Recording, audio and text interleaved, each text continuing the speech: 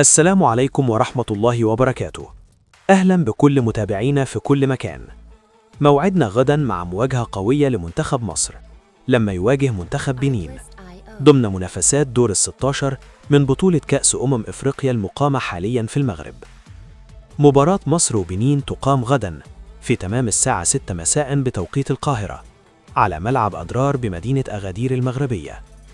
المباراة تذاع بشكل حصري عبر شبكة قنوات بي إن سبورتس، وتحديداً على قناة بي إن ماكس 1 مع تعليق المعلق المصري علي محمد علي.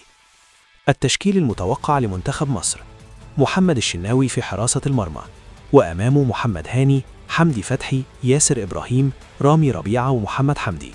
وفي الوسط محمد صلاح، أحمد سيد زيزو، مروان عطية ومحمود تريزيجيه. وفي الهجوم عمر مرموش. الحكم الجابوني بيير أتشو يدير اللقاء، وتقنية الفار بقيادة المغربي حمزة الفاروق. كل الأنظار غدا على الفراعنة، والهدف واحد: التأهل لربع النهائي.